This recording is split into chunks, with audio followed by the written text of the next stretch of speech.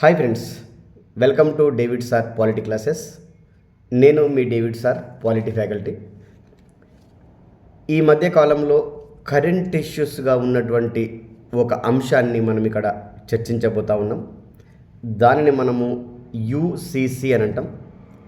మన భారత రాజ్యాంగం ప్రకారము దీనికి ఉన్నటువంటి పేరు యూనిఫామ్ సివిల్ కోడ్.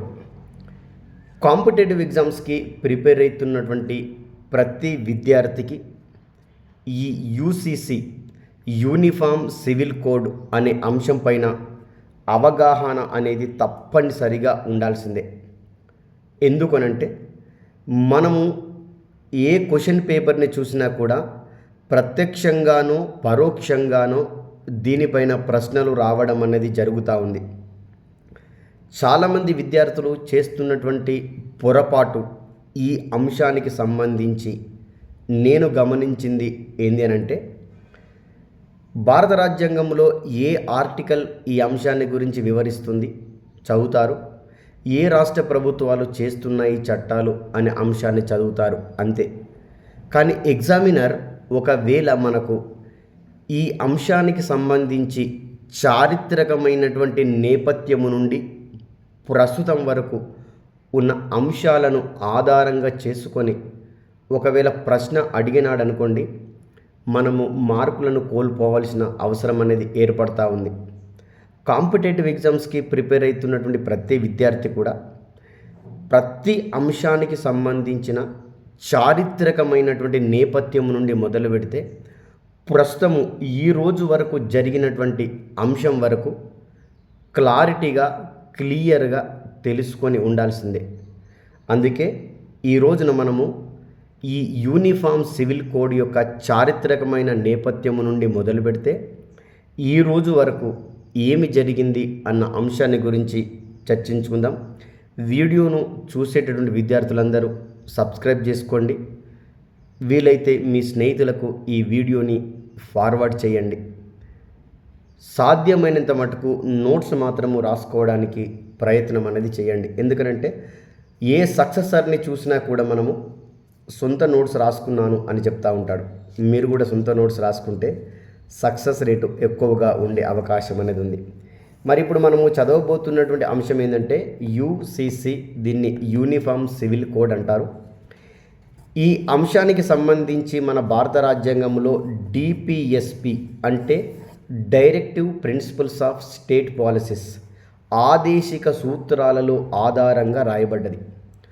అంటే ఈ ఆదేశిక సూత్రాలలోనే ఎందుకు రాయబడ్డది అంటే, ఆదేశిక సూత్రాలని ప్రభుత్వాలు అమలు చేయవచ్చు, చేయకపోవచ్చు అన్న అంశాన్ని ఇక్కడ మనం గమనించాలి. మన కాంపిటేటివ్ ఎగ్జామ్లో ఎక్కడ రాయబడ్డది అంటే ఆదేశిక సూత్రాలలో ఏ ఆర్టికల్ దగ్గర అంటే 44వ ఆర్టికల్ దగ్గర. ఇది మన భారత రాజ్యాంగంలో ఉన్నటువంటి అంశం. మరి దీని యొక్క చారిత్రకమైనటువంటి నేపథ్యాన్ని చూస్తే 1835వ సంవత్సరంలో మన భారతదేశాన్ని బ్రిటిష్ వాళ్ళు పరిపాలించడం అనేది జరుగుతూ ఉంది. ఆ 1835వ సంవత్సరంలో భారతదేశంలో ఒక నూతనమైనటువంటి పౌర చట్టాలను చెయ్యాల్సిన అవసరము ఉంది అని మొట్టమొదటిసారిగా బ్రిటిష్ గవర్నమెంటు గుర్తించడం అనేది జరిగింది అన్న విషయాన్ని ఇక్కడ గమనిస్తూ ఉన్నాం. ఈ 1835వ సంవత్సరంలో ఈ బ్రిటిష్ ప్రభుత్వము గుర్తించినటువంటి అంశాన్ని కూడా 1946 నుండి 1949 వరకు మన భారత రాజ్యాంగ పరిషత్తు రాజ్యాంగాన్ని రాసేటటువంటి క్రమంలో కూడా ఈ యూనిఫామ్ సివిల్ కోడ్ పైన విస్తృతమైనటువంటి చర్చలు జరపడం అనేది జరిగింది. ఈ చర్చలు జరిపిన తర్వాత భారత రాజ్యాంగంలో ఈ అంశాన్ని పెట్టడం జరిగింది. ఈ అంశాన్ని ఆధారంగా చేసుకొని నూతనమైనటువంటి చట్టాలను చేయాలని మన భారత పార్లమెంటు గమనించి 1955వ సంవత్సరంలో హిందూ కోడ్ బిల్లును చేయడం అనేది జరిగింది. హిందువుల యొక్క వ్యక్తిగతమైనటువంటి హక్కులలో అనేకమైనటువంటి మార్పులను తీసుకొని రావడం జరిగింది ఈ హిందూ కోడ్ బిల్లు ద్వారా.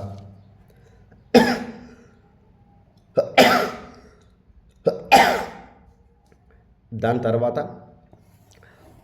1885వ సంవత్సరంలో షాబానా కేసు అనేది ఒకటి ఉందమ్మా. ఇది చాలా చాలా ఇంపార్టెంట్. ఈ షాబానా కేసులో మన భారత న్యాయస్థానాలు కానీ, మన భారత ప్రభుత్వం కానీ ఈ యూనిఫామ్ సివిల్ కోడ్ని అమలు చేయాల్సిన అవసరం ఉందని మొట్టమొదటిసారిగా ఈ కేసులో గుర్తించడం అనేది జరిగింది. దాని తర్వాత మళ్ళా 1955 సంవత్సరంలో సరళా ముద్గల్ కేసు కూడా ఈ యూనిఫామ్ సివిల్ కోడ్ యొక్క అమలుకు సంబంధించినటువంటి ప్రాధాన్యతను గురించి చెప్పడం జరిగిందన్న విషయాన్ని ఇక్కడ మనం గమనిస్తూ ఉన్నాం. ఇక మళ్ళీ క్రమంగా మారుతున్నటువంటి పరిస్థితులకు అనుకూలంగా 2019 నుండి 2024 వరకు అనేకమైనటువంటి రాష్ట్రాలు ఈ యూనిఫామ్ సివిల్ కోడ్ని ఏ విధంగా అమలు చేయాలి అనే అంశం పైన వ్యక్తిగతమైనటువంటి రాష్ట్రాలు వ్యక్తిగతంగా అనేకమైన కమిటీలను వేసుకోవడం అనేది జరిగింది. ఈ కమిటీలు ఇచ్చినటువంటి రిపోర్టును బట్టి కొన్ని రాష్ట్రాలు ఏం చేసినాయంటే వాళ్ళ రాష్ట్రాలలో ఈ యూసీసీని అమలు చేసుకున్నాయి. అది ఎగ్జామ్లో మనకి ఏమడిగిందంటే మన భారతదేశానికి స్వతంత్రం అనేది రాకంటే ముందే దీనిని అమలు చేసినటువంటి రాష్ట్రాలు ఉన్నాయా, స్వతంత్రము వచ్చిన తర్వాత అమలు చేసినటువంటి రాష్ట్రాలు ఉన్నాయా అని అడుగుతారు. మన భారతదేశానికి స్వతంత్రము రాకంటే ముందే బ్రిటిష్ వాళ్ళు మన భారతదేశాన్ని పరిపాలిస్తున్నప్పుడు గోవాలో మొట్టమొదటిసారిగా దీన్ని అమలు చేశారు. ఎందుకంటే పోర్చుగీస్ వాళ్ళు అక్కడ పరిపాలించడం అనేది జరిగింది కాబట్టి. అంటే ఇండిపెండెంట్ కంటే ముందే గోవాలో దీన్ని అమలు చేశారు. దాని తర్వాత 2025 సంవత్సరంలో స్వతంత్ర భారతదేశంలో ఉత్తరాఖండ్ రాష్ట్రం అనేది మొట్టమొదటిసారిగా అమలు చేసింది. దాని తర్వాత 2026 సంవత్సరంలో గుజరాత్, మళ్ళీ 2026 సంవత్సరంలో ప్రస్తుతము అస్సాం రాష్ట్రం అనేది దీన్ని అమలు చేయడం అనేది జరిగిందన్న విషయాన్ని ఇక్కడ గమనిస్తూ ఉన్నాం. అయితే ఈ అస్సాం రాష్ట్రాన్ని ఈ స్వతంత్రమైనటువంటి భారతదేశంలో యూసీసీని అమలు చేసినటువంటి 3వ రాష్ట్రంగా చెప్పుకుంటాం. బిఫోర్ ఇండిపెండెన్స్ నుంచి చెప్పుకుంటే మాత్రం 4వది, ఇండిపెండెంట్ ఇండియాలో మాత్రము 3వది అన్న విషయాన్ని ఇక్కడ గమనించాల్సిందే. అది ఇక్కడ మనకి ఈ బిల్లున రాష్ట్రం అనేది అమలు చేసుకున్న తర్వాత కొన్ని నూతనమైనటువంటి అంశాలను అందులో క్రోడీకరించింది. ఎవరైనా సరే లివింగ్ రిలేషన్షిప్లో ఉంటే వాళ్ళు ఖచ్చితంగా వాళ్ళ పేర్లను 30 రోజుల లోపు ఖచ్చితంగా రిజిస్ట్రేషన్ చేసుకోవాలి. లివింగ్ రిలేషన్స్లో ఉన్న వాళ్ళు 30 రోజుల లోపు వాళ్ళ యొక్క పేర్లను నమోదు చేసుకోవాలి అన్నది చాలా ప్రాముఖ్యమైనటువంటిది. మళ్ళీ ఇక్కడ ఈ బిల్లు ద్వారా, అంటే అస్సాం రాష్ట్రంలో ఈ బిల్లు ద్వారా ఏం చేసిందంటే బహుభార్యత్వము అనేటటువంటి దాన్ని పూర్తిగా ఈ అస్సాం రాష్ట్ర ప్రభుత్వము ఈ బిల్లుని ఆధారంగా చేసుకొని రద్దు చేయడం అనేది జరిగింది.